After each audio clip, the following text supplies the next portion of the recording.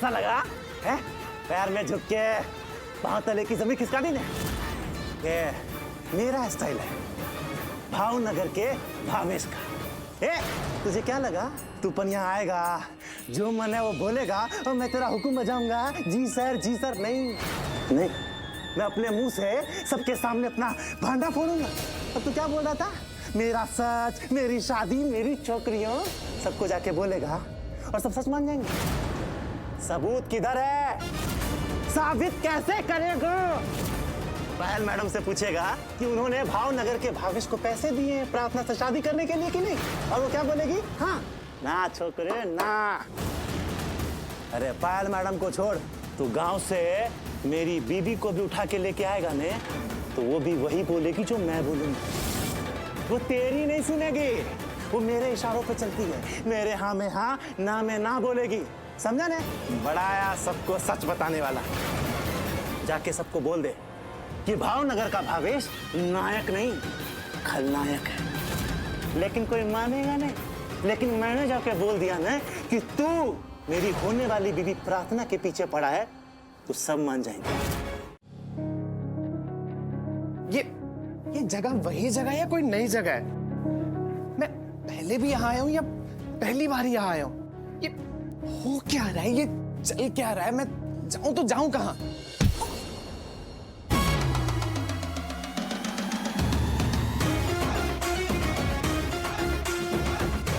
वाह, सुंदर, अति सुंदर। नहीं, गायत्री। हाँ, गायत्री। कौन गायत्री? जिसकी बहन की शादी है। तुम? मैं। इस मैं का नाम? मयंक। कौन मयंक? जिसके भाई जैसे दोस्त की शादी है। ओह, तो तुम भावेश के दोस्त हो? नहीं, मैं रौनक का दोस्त हूँ। ओह, तुम रौनक जी के दोस्त हो? तो यहाँ क्या कर रहे हो? उनकी शादी में जाओ।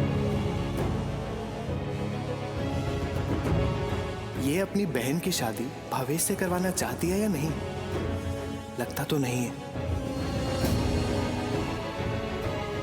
लेकिन डांडिया की तरह चमक धमक के सच धस के तो आई है। क्या पता करवाना चाहती हो, जैसे प्रार्थना की माँ। हो सकता है ये भी उनके साथ हो। नहीं, इसे नहीं बता सकता कि रौनक यहीं है।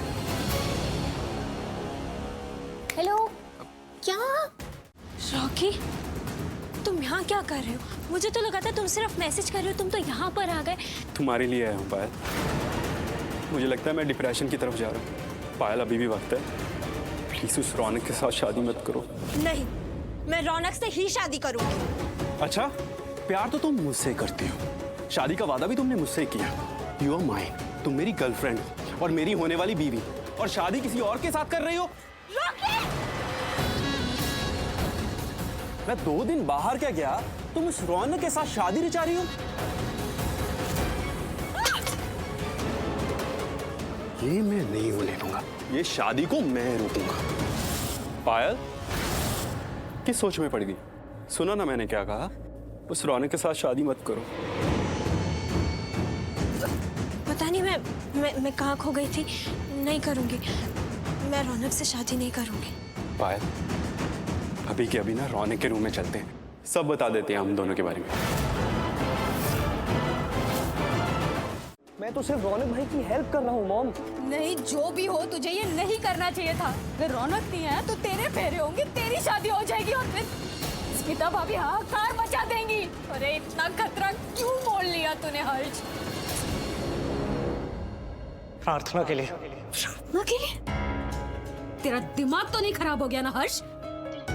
हम शायद आप भूल रहे हो, लेकिन अगर आज मैं जिंदा हूं ना, तो वो सिर्फ प्रार्थना की वजह से है। वरना मैं तो उस सुसाइड अटेम्प्ट में कब का मर चुका होता ना। वो प्रार्थना ही थी जिसने मेरी जान बचाई और सही समय पर आपको और बा को सब बताया। फिर आप मेरे पास आए मुझे बचाने। उसने मुझे बचाया है मॉम, उसका मुझ पे कर्ज है। तो मेरा भी तो फर्ज बनता है ना कि जब वो खतरे में है, उसकी जिंदगी खतरे में है, तो मैं उसको बचाऊं। और अगर मैं उसको नहीं बचा सकता, रौनक भाई उसको बचा रहे हैं, तो मैं रौनक भाई की हेल्प कर सकूं, राइट? हे हर्ष, तू समझता क्यों नहीं? ये सच ज्यादा देर तक सबसे नहीं छुपा रहेगा। अगर ये सामने आ गया ना तो बहुत बुरा होगा, तू पकड़ा जाएगा हर्ष। और अगर पायल की शादी नहीं हुई ना तो तू बुरा फंसेगा। उन्होंने ही मुझे उड़ाया था। आज की तारीख में तो सच्चा प्यार वही है जो लड़कियों का दुपट्टा खींचते नहीं, उन पे डालते हैं, उनकी इज्जत करते हैं। गायत्री, वो लड़कियों की बहुत इज्जत करते हैं। अच्छा दिया, आपने कभी रौनक जी को किसी को भी छेड़ते हुए देखा? नहीं नहीं, कभी भी नहीं। बल्कि जब मैं, पायल और रौनक जी वो उस जगह गए थे, वहां पर एक लड़के ने मुझे बेइज्जत करने की कोशिश की थी।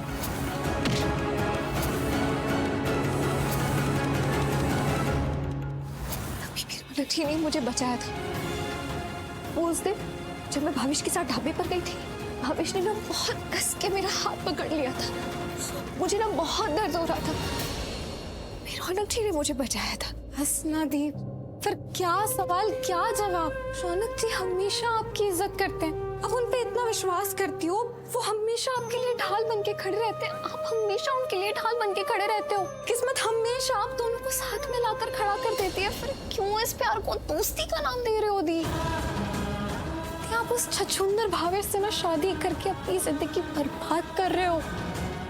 दी, आपको ना लगता है कि आप माँ के लिए कुर्बानी दे रहे हो, लेकिन ये कुर्बानी ना 4 दिन बाद कोई याद नहीं रखेगा, और वो 4 लोग मिलके ना आपकी जिंदगी बर्बाद कर देंगे। अब मुझे बताओ, ये जो आपको महसूस हो रहा है, ये जो आपको अजीब सा लग रहा है, यही प्यार है ना?